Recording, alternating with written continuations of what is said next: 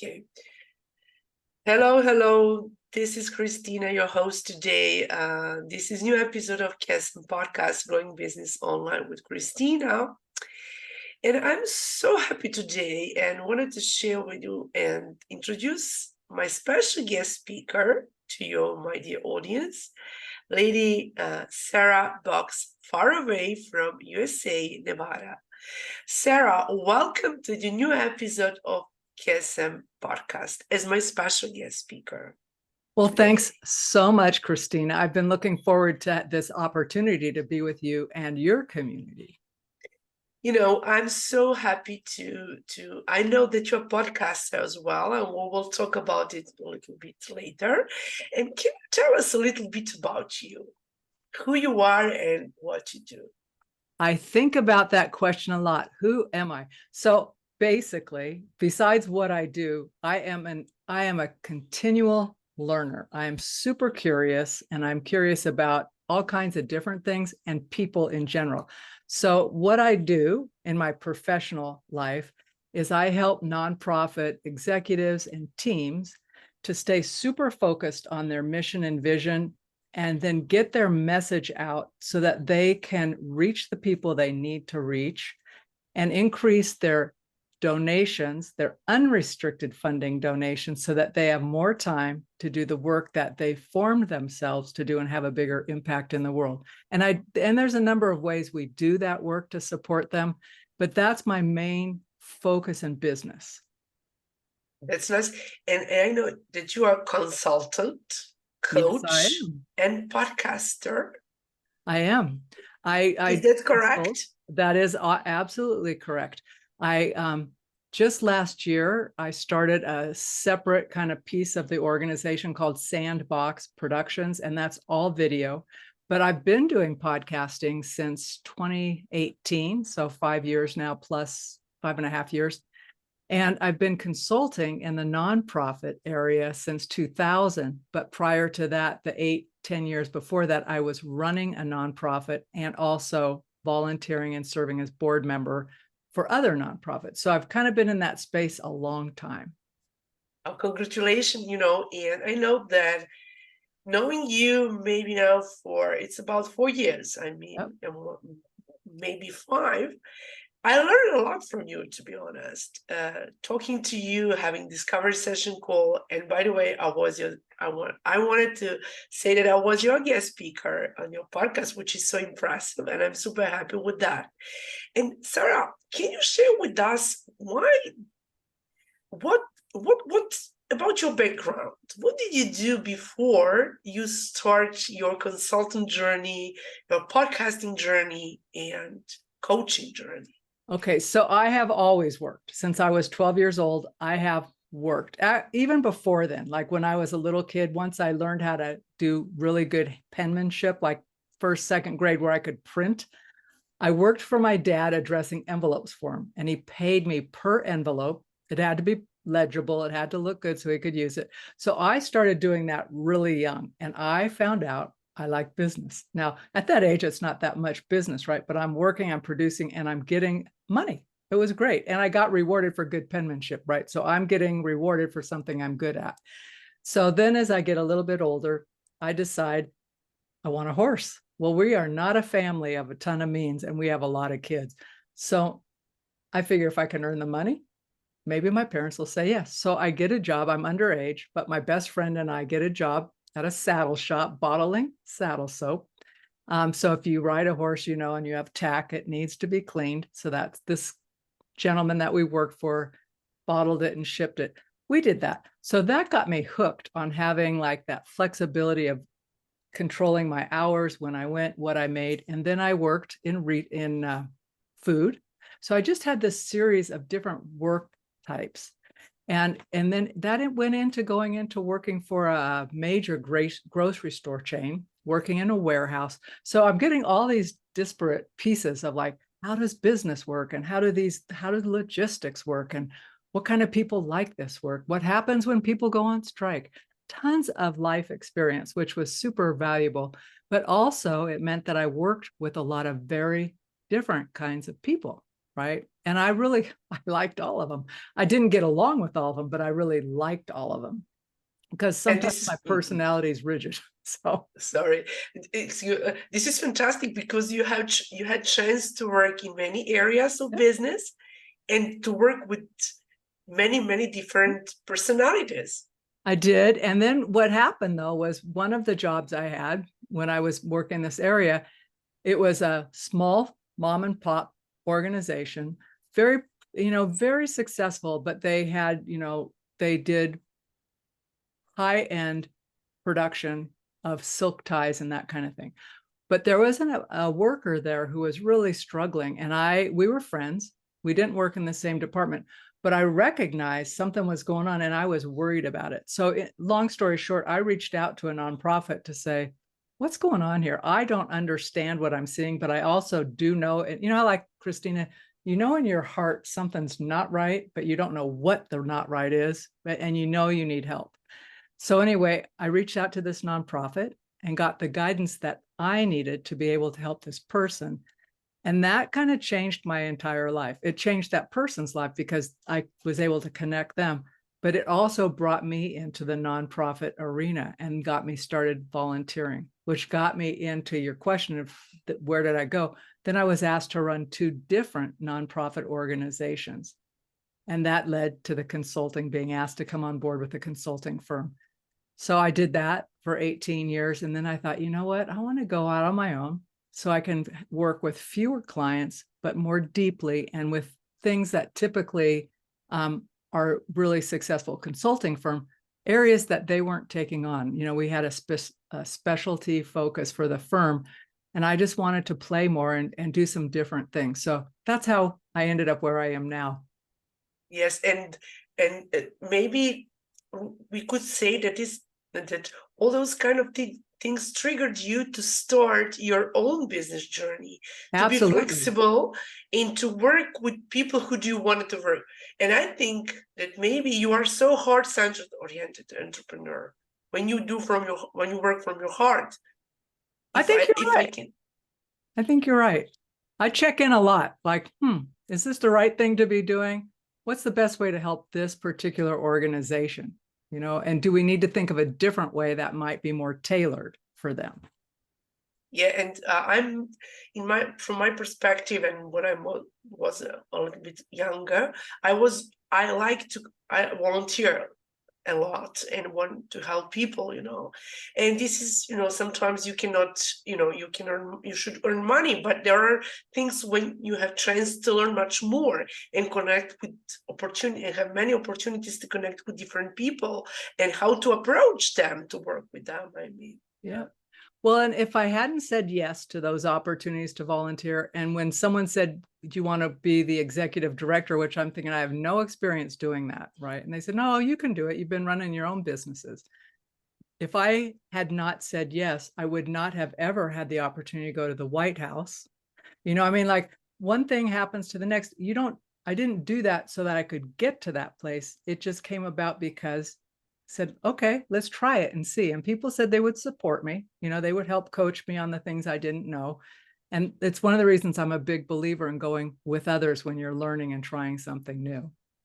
Yeah, and when you take with you many people, because we cannot do everything alone, because there are many of us, we can in synergy we can do and give much more energy and focus on that to learn right. And to learn from each other sometimes.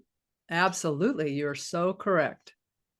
And then from my doing this podcast, and also sometimes I discover my new skills, to be honest, because I talk to people, and to be honest, I answer questions, and from you get, as you are, and other guest speakers, I got answers to my questions. And it's absolutely, sometimes if you don't ask, you never know what's going on, and you always get an answer. Believe me or not, just you need to ask. You need to ask questions.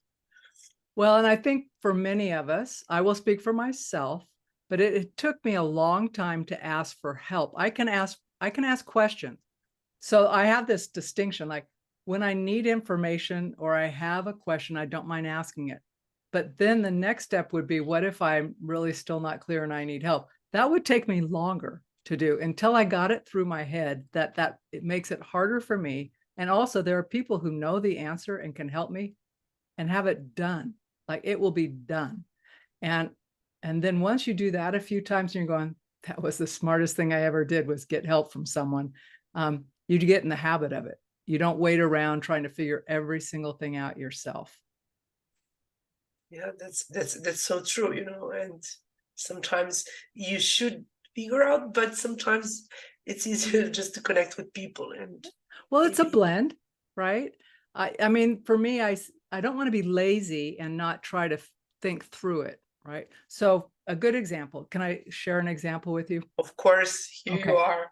So, I understand marketing. I understand funnels and email, right? I get it. I made myself learn it. But then I had to ask myself, is that really what I'm best at? No, it's not, because I will get on to the next thing and forget to come back and close a loop, right? So I'm thinking, okay, that's something I could have help with. So now over the, since I went out on my own, I have a team. It's not a big team. We're super connected with each other and committed to the work that we do together as a collective. But I try not to get in the middle of the loops that I don't need to be in. I stay in my lane, and then we meet every week and, share and get help from one another if we need it. But boy, it took me a while, Christina, to go, okay, I am not the best person to do this. I can give you the concept. I can give you an outline and a rough draft. I need someone to put the polish on it for me. So, And this is the point from this conversation, that we need to delegate someone. absolutely. Because if our business, we need to be a leader, to be a mom, to be all those kind of things, and we really don't have. We have only 8 hours per day to manage it. But it's so good that you engage with this and know how it works. But you could delegate someone to do that for you. Well, and when I first started out, I thought, this is okay. So this is one of the great benefits of podcasting and talking to people. It didn't occur to me that I could afford to delegate it, right? I just left corporate. I had a team around me in corporate. We were a very established company, very successful. I had a team. I was a partner in the firm. I had what I needed. So then you go out on your own, right? I have all the same legal requirements because I am formed as a independent corporation. I still have to do all the filing, all that stuff. And I'm thinking, oh my gosh, I didn't get into this to do all the admin that I was doing at the corp, right? So then I thought, okay, I don't know how to do this. There's got to be a way. So I listened to a podcast, and there was one exercise in it, Christina, that it was so super simple about, like, what do you do? And you listed on the page, you have 3 columns. What's everything that you have to do? Now go back and circle. What are the things that only you can do? Right. Well, when you're by yourself, all of them are things that you have to do, right? But the thing is, you're not thinking about just today, but are the things that only Christina can be the Christina podcast, right? Someone else could co-host or fill in for you, but it's you. So you figure out what are the things that are only you. What are the things you would love someone else to take off your plate when you're able? That goes in one column. And then what are the things that really you don't even think need to be done, or you could stop doing entirely if you had the business you wanted? And after I did that exercise, I went, whoa, that's what I'm working for. That's the direction I'm going. And then I met someone. I interviewed to get a VA. I started with 10 hours a week max. And just that 10 hours got me so much further, because the person who was helping me loved all the stuff and was super good at all the stuff I'm not super good at, and tracks it. And we're still together all these years later. But boy, it was a mindset change for me to go, I can't afford it to, I really can't afford not to do it. And why wouldn't I do it? Yeah, and guess what? I have in my mind. I know now why your title of your podcast is No Labels, No Limits. Is that correct? That's Because we correct. mentioned podcast and you Yeah, say, yeah. okay, we have no barriers, we have no brainers. Yeah. And Well, and that really, that's why that name came up, because I really thought about it. It goes back further about, like being a kid and being labeled as what? Like, so they might say, Christina, she's the best athlete, right? So you get that label. Maybe you are, maybe you're not, but maybe you want to be the best actress, right? But nobody says you're the best actress. So someone's put this label on you that you're going, that doesn't really fit for who I want. So I figured nobody gets to do that to us. No labels, no limits. We can do it to ourselves. I recommend we don't do it to ourselves, but we could. No one else has the power. We shouldn't give our power away for it. That's my reminder to myself.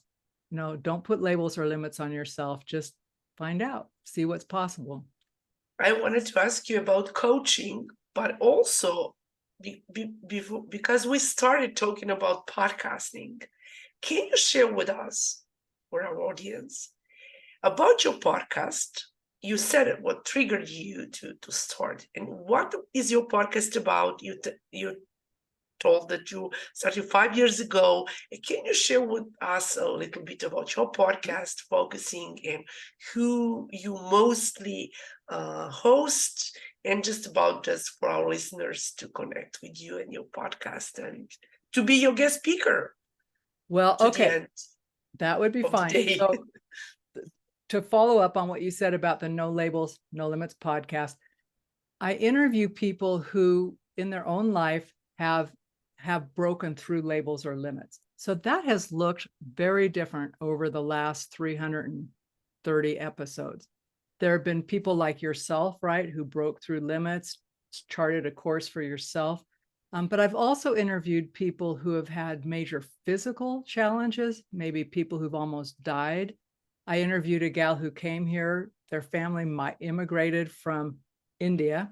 She talked about what it was like, what she believed it would be like to be a student in America, and what that was ultimately like when she ended up in the Northeast here and went to school. So all these people who had labels or limits and expectations based on false stories, right? So her parents, in a way to teach them that they shouldn't eat sugar when they were living in India, basically said, when you get to America, all those kids eat candy and their teeth are going to fall out. I was laughing so hard. And I said, what happened? She goes, I was in school and I'm looking at all the kids' teeth. They look really good. But then she grows up to be this incredible lawyer, right? But just these stories of the challenges. Imagine, well, you probably could imagine, right? But here she is. She doesn't have the culture. She's really smart. She speaks English better than some of the students in the school, but she has an accent and she looks totally different than all the kids there. So she had to overcome all of this, and is such a gracious person. So really anybody who's overcome a label or a limit and has something to offer our community. Sometimes they're authors, sometimes not. I've been doing a lot of interviews with nonprofit organizations and people who serve them, consultants like myself who focus on them, to bring a little more attention to that community and help them see some different ways of working through their business challenges as well. Yeah, and when you mention no labels, no limits, so you should have chance to host many different people, as you mentioned, and every single person in this world has a story. I mean, and we are all different. Right. So this is the beauty of podcasting, to know about people, to know each other, and connect with them after this podcast. Maybe you are in connection, maybe many years from now. Well, look at you and I, we go back, right? Yeah. You just never know. We go back. We go back. For sure, yeah. That's true. And a fun thing, I just now am starting to connect guests on my podcast. So I interviewed this gal who is an expert in highly sensitive people, lives in Germany. But I had just interviewed a gal who lives in the States on ADHD, adult attention deficit hyperactive disorder. I may have slaughtered that. So anybody listening, just ignore me. But there was something about the two of their personalities separately. When I interviewed them, I thought, I think they would like each other. And I don't know why, Christine. I just thought, and there's some overlap in their theory and there's some differences. So I emailed the one and I said, would you be interested in going on a dual episode? I'll have both of you on. She goes, I would love to. I listened to her and she's so great. Then I asked the other gal and she goes, I love that episode. I'm going, perfect. So that's coming up. I'm going to have them together. And then I'm asking for questions ahead of time from people in my community to say, what would you ask if you had a chance to sit with either one or both of these people? But I just figure it's like, how can I bring people into the conversation? So that's my next playground on the podcast. Oh, that's fantastic. So wish you luck, success with this, I think it should be fun. And if nothing else, I'll learn from it. And my question for you is, I got it at a moment. Do you think that you feel that you were growing, let's say when you started your first episode, and after 300 and how many did you say? Congratulations on like your 335 right now, but 335. Just imagine 335 people you hosted, and also how many hours you spent. I don't think about that part. But do you think that your mindset is on such a high level, and that we change every single day? Our brain is Yes. is changing at a moment, just through that interaction with people, and we learn from each other. I think it's almost like one of my guests, probably early on, maybe in the first or second year, she was so interesting to me, but she said, yeah, I created this university. So it took me a while to catch on to what she meant by that, because she was using it as a metaphor. But I thought about it like this podcast for me is almost like my own university. I'm learning different topics. So I interview somebody, yourself, for instance, you'll say something and I think, yeah, I wonder about that. And then I go and learn more about it. So yes, I think the podcast is my gift to myself as well, because it's forced me to learn.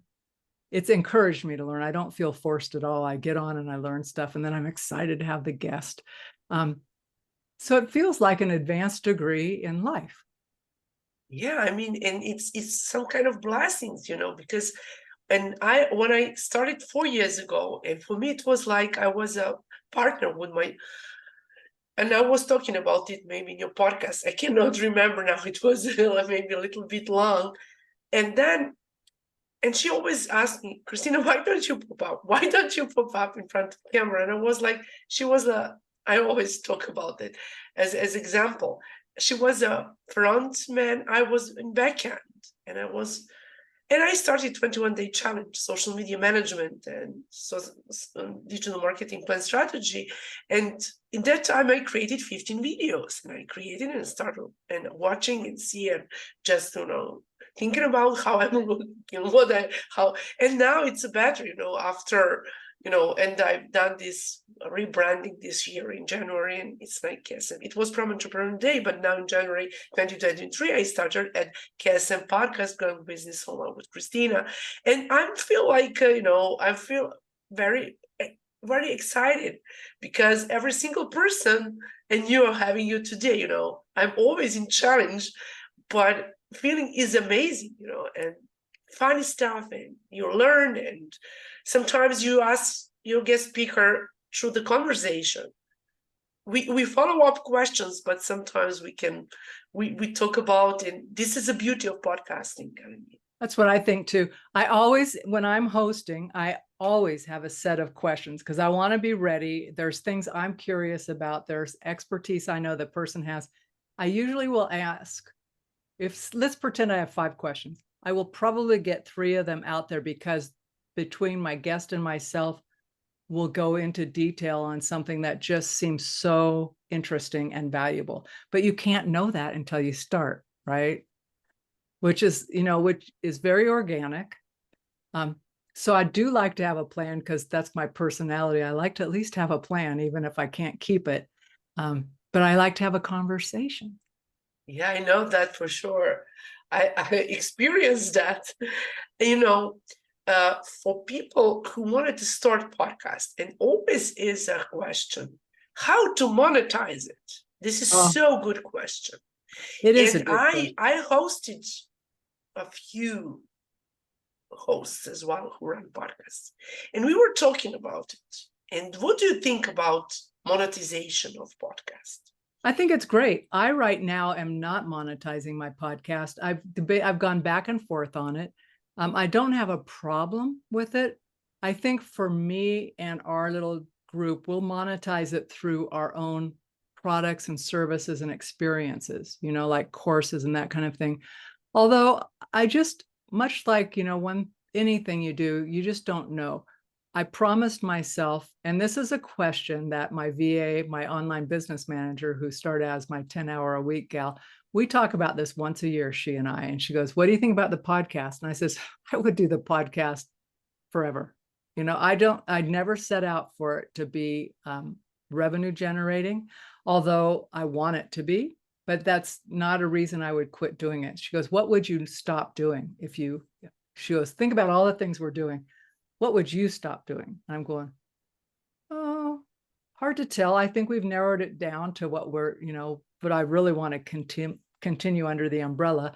But it's not the podcast. I want to keep doing that because I get to meet so many great people. Christina, you and I would never have met without a podcast.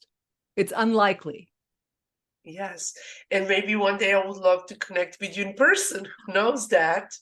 That would be fantastic, because and podcasting is so impressive part, because you always get back to those people, to those guest speakers, and there are them who were 3 times guest speaker, or there are, let's say, 10 of them who were for the first time. It was such an amazing experience. Yep. Well, I don't know if you know, but we've had people. We took clips out of your podcast because you had some advice for other people, right? And we clipped that, just that one, I think it was maybe 40 seconds. It wasn't very long, but we clipped it and put it into a video, and we run that periodically. We just have it on autoplay because it's so encouraging. So I think about yeah, we did the interview, but then you said this thing that people maybe won't listen to the whole podcast, but they'll listen to this little thing, and it might just show up in their feed on the day they're feeling a little down, and then they get a little wisdom and a cheer up from Christina, and it's just so super fun. Yeah, I know. I experienced that, and sometimes I put that in my group. It's so it's about 30 seconds, or yeah, it's very short, and sometimes you put that and remind yourself. Yeah. So it's very, good. very, very, very short clip, that's really nice. And for people who wanted to start podcasting, how you can encourage them? What would be, not let's say advice, but maybe there are people in Stucky, they wanted to start solo podcasting from their expertise, or just to have guest speakers, or it doesn't matter. It's going to be lead magnet, just for promoting their business, not only just to be part of monetization. I do as you do. It's now for free, and all my guest speakers just engage as I think if someone wanted to start a podcast, but they were kind of in that spinning place, like, I want to start one, should I start one? I don't know. What would I do with it? How do I do it? All that kind of chatter in the head thing. The easiest way is, I'd say, get on my website and grab a 15 to 30 minute free call with me, and let's at least talk about your idea. But without doing that, I mean, you can do a ton of research. There's all kinds of information out there now on how to start a podcast and what tools to use, much more than there was when I started. But I think more important than that is to really get back to the basics and think about, okay, why do you want to do it? What are you trying to accomplish? Not the challenging, why do you want to do it? But why? What's your motivation? Because when it feels like it takes a long time, or you're tired, you want to be able to go back to that and go, no, I'm doing it for this reason, right? And you want to think about what's feasible for you. And one of the best quotes I heard, I would love to attribute it because I've heard it more than from one person, but especially when you're starting something new, is do not compare your day one with someone else's 10-year place where they are, right? You're just starting out. So you're not going to get millions of viewers right out of the gate. And that may not even be your goal. But to think about why you're doing it, how often do you want your podcast to be? The one thing you do is you want it to be regular. I know you're regular on your releases. I'm regular on my releases. That's the people want to count on you being there. So think about what works for you, what's sustainable. So if you're going to do it every week, great. Think about what that might look like in your life. If you want to do it every day, think twice about that, unless it's super short. I wouldn't do that right out of the gate. But just think about that and what you're trying to do, and then just get part of it done. And for me, I had 13 episodes, I think we pre-recorded before I ever launched the podcast, so that if something went wrong, like a guest failed me, I had someone to put in that week. And I got that advice from another training I was in that saved me. Right? It's like I didn't have to stress. If I woke up sick on a recording day, I could reschedule if I needed to. So those are the few little tips, but think about your why, who you want to interview, like what's the purpose, and what cadence do you want that you can commit to. And again, it's not a hollow offer. If you want to hop on and get a 30 minutes in the SandBoxx with me, that is on my website to grab. For all you who wanted to know much more about podcasting, go to the Sara Boxx, www.saraboxx.com. Is that correct? It is correct. With 2 X's in the box. If you go and look for it without that, you won't find it. Yeah, I know. And Sara, can you share with us about your coaching? Because sure. because all this podcast is about speakers, is about how to grow your business online, and about your coaching, and what are your favorite platforms which you use. Okay. And you work online, I know that for sure. I do work online. So I differentiate my coaching from my consulting. Although I do have a current project, which is a blend of the two, I don't recommend it. It's hard to, when we switch from consulting to coaching, it gets a little confusing for all of us. But when I coach, I typically will coach on a personal awareness and personal development piece. So, coaching really is about self-reflection and where that person wants to go. It's within the context of work most often, not always, but most often. I can use and have used the Enneagram, which is an assessment tool, as a framework for someone getting to know themselves and to recognize some of their preferences. But also I've coached people to, who said, I want to change jobs, but there are these expectations, like they're thinking, I have to have this kind of a job. It's like, okay, why? Let's explore that. So I've done all kinds of coaching related or supported by awareness and intentionality. So what do you want to do? How do you want to test that? Make sure that's where you want to go. And then I'm basically your accountability partner. And I will challenge you, like if you start making it harder on yourself than you need to. And that's like, well, I have to do all these interviews. Okay, why? What do you need to know? So, that whole delaying tactic that we can do. So the coaching is in that realm, or with teams. So when I work with teams, I'll do coaching, which is more interactive, like workshop type things. And then when I'm consulting, we have a very specific purpose. So for instance, if I were consulting with you, I'd say, what is your objective? What do you want to accomplish? And then we get very strategic about that. So in that, I'm much more directive. And in the coaching, I'm not directive. I am your mirror and guide, if you will, to make sure that you're able to uncover for yourself the questions and the answers that are already within you. And by the way, can you share with us what is difference from your perspective between coaching and consulting? For listeners, maybe sometimes there are people who just mix. It's like, for some people, I don't want to say is confusion, but they cannot divide it. They not know directions.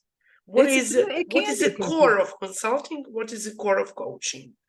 So for me, the coaching is If I were coaching you, Christina, you would say, here's what I'm trying to accomplish. Here's where we are. I would offer you tools and exercises you can do based on what your goals and objectives are. Right? But it's all about you. And I'm not telling you how or what to do. This is up to client. This is up to client. It is up to the client. You do transformation, I mean.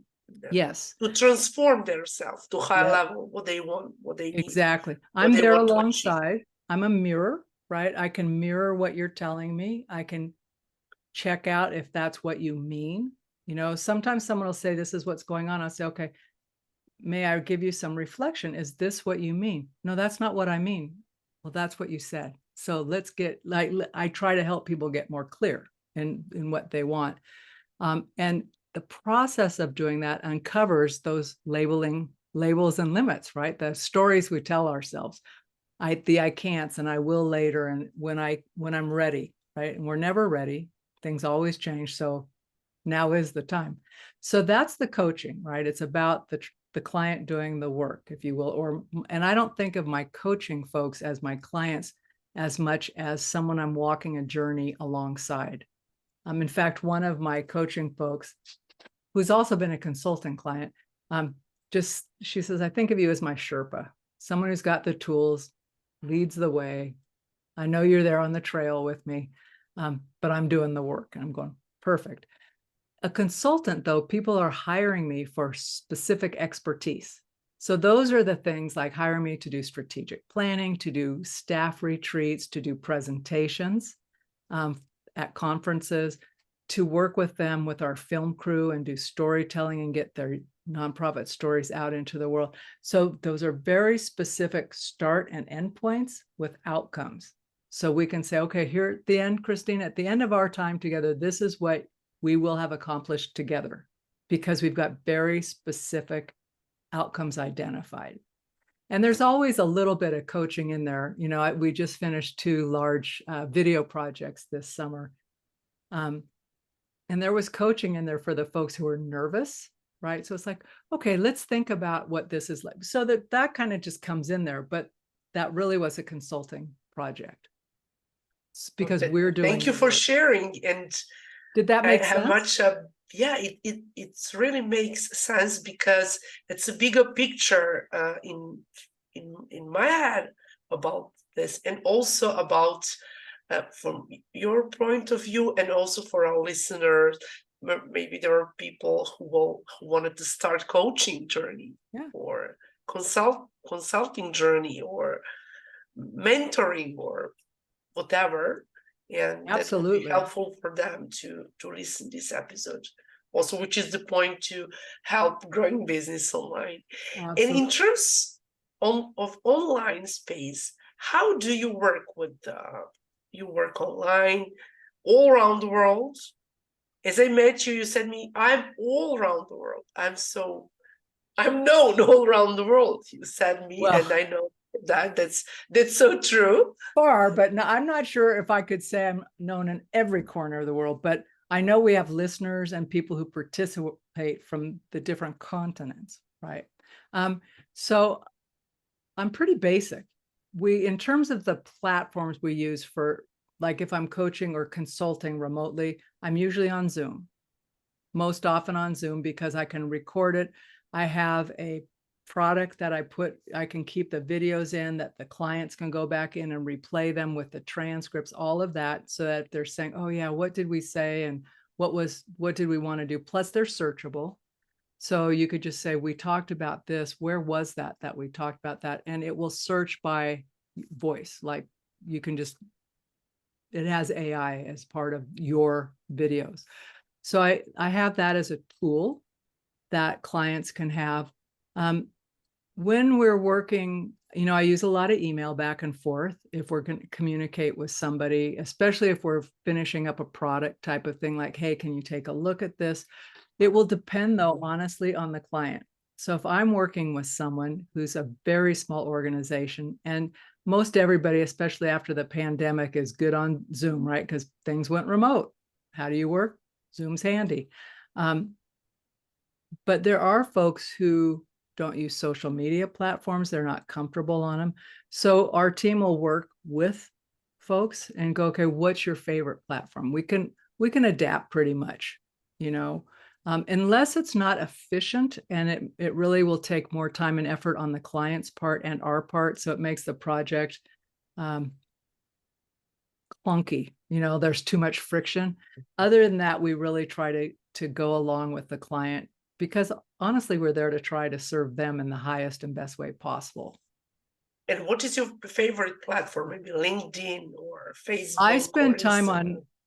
I spend time on LinkedIn. I also spend not a lot. We share on Facebook, and then that automatically shares over onto Instagram. I think LinkedIn for me is helpful because it's got good information, and it also connects me to the people who are helping the nonprofit sector that I'm also wanting to help. And I think about that a lot, because I think about where are the people I'm serving. So they're often on Instagram. Some are on TikTok. I'm not on TikTok. I just think I can only do a few, and I really don't want to do a bunch. So we're on LinkedIn consistently, Facebook. We have a YouTube channel for our podcast and the other things we share. And then I have my searchy hubs in the background, which are for my clients that I have. Oh, this is really nice. Yeah, and you share an amazing story, what you do and how do you do that. And do you work coaching one-to-one? You mentioned one-to-one, one-to-group. I've done both. I've done one-to-one is probably my favorite, because it's if you're doing it remote, right? If I was one in a group, it would be and it was in person, that would be easier. I can coach not on self-awareness things. I can consult in a group super easy. But coaching, I find when you're doing it with more than one person, unless you have a lot of time, a fair amount of time, it's harder for folks to have time to reflect and stay focused on their own stuff and not try to fix the other person that's in the meeting, right? I've watched, it's like, I'll watch people try to caretake each other. So I need to rethink my approach to that. I'm not sure it's the most effective. And in fact, I have a call I want to make with my current client where I'm doing co-coaching. I'm coaching two of them together. And I really want to do a debrief on how effective they felt that was, because I felt it went from coaching into consulting and then stayed more in the consulting realm. So I'm in a learning phase with that, Christina. That's fantastic. And Sarah, I asked you today many questions, and we already spoke about many things today, and your stories is such amazing. And I think this is such a valued episode today, because we spoke about many things, and coaching and consulting and podcasting, and it's going to be very useful and beneficial for listeners to listen to this podcast, this episode. And my voice is a little bit, but it is going to be better. Sorry for listeners, just like, and I wanted to, before we ramp up our call today, do you have some message, a final message for our listener who wanted to start any kind of business, especially in coaching part, in online space? KSM Podcast is here to support that. Yeah. Your no labels, no limits is also supportive podcast as you do. And video is so attractable when people wanted to see you, to see your body language, to hear your voice, and to know you just on in front of camera. Maybe one day we'll connect, as I mentioned, for you and me, but also for other people who just connect, and sometimes just to hear their voice, and listeners who will listen some experts from every kind of field of expertise. For listeners who wanted to start business, but they are stuck, your message for them? So many. Okay. If you want to do something and you feel stuck, I would say to make it as small as possible. And because feeling stuck is usually a fear. There's something that's scary. And so we keep putting off, right? Maybe I'll be too successful. What'll happen if I fail? What will people think? Whatever. So just start with the tiniest thing. So if you were going to start a podcast and you're going, I don't know, you're in that space, you can say, what would be the smallest thing I could do today if I were going to start the podcast that would get me a little bit closer? And maybe it's just doing a little research, or maybe it's writing a list of, wow, I would love to interview these people, and just do a dream list of people you'd like to interview. But do something small every day that goes towards your goal. Because at the end of a week, even if you spent 10 minutes, think about it, 10 minutes at the end of the week, you will have spent an hour if you work on Saturday. If you don't, spend 15 and you'll have it wrapped up sooner. But you'll be an hour closer to that. And you would be surprised that after a month, you'll have a lot accomplished on your list. And you can look back and go, I'm creating a podcast. You don't have to do it the same way or as fast as anybody else, but you just need to start, and start small, and it won't be so intimidating. And like you said earlier, Christina, you know, you've done a lot of interviews, but it took a while to feel confident being in front and then do all the video and all that. I'm right there with you, but you have to start. And then it gets easy. You have to start, and you have to feel that. Yeah. And if you don't start, if you don't try, you could never know how it's going to be, because we have failures and success. But as you said, if you start every single day 10 minutes, you're always 10 minutes step forward. And when you get back and look at behind the scene what you've done in 7 days or 1 month, you can say, oh my God, I cannot recognize myself that I've done this, because we need to be practical. We need to do it. We need to be doers, I mean. Yep. And I would also say, when people say, what do? You can, even when you don't have the podcast, if your intention is to become a podcast host, just say, I host a podcast. Really? What podcast? Well, we're just designing it now, and I expect it to go live, and just decide and then start living it out. Because once you do that, you're going, oh yeah, I guess I better get going. Yeah, that's fantastic, you know. And for the end, how listeners can connect with you again? I will put all links below this. So that the simplest way is to go to my website, because at the top of my website are links to all my socials. But on our website, you can get to the podcast, to all of our blogs. We post every week something that will help people. It's usually business related, nonprofit related. Occasionally we'll just do fun stuff. You know, if you're on our newsletter, you'll get we'll do little highlights of different people, and you get offers of when we're going to do certain things. So my website really is the hub of where everything else comes out of.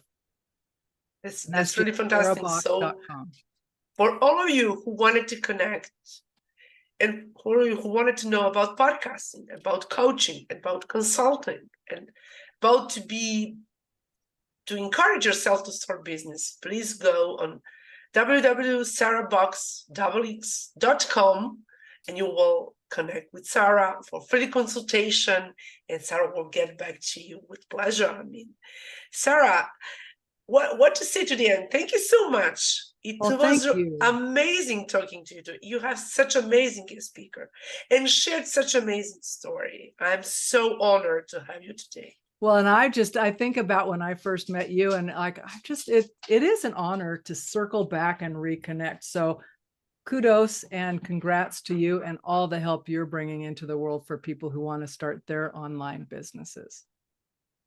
Thank you so much, and see you very soon in our new episode, maybe in 2024. Thank you so much, and bye for now.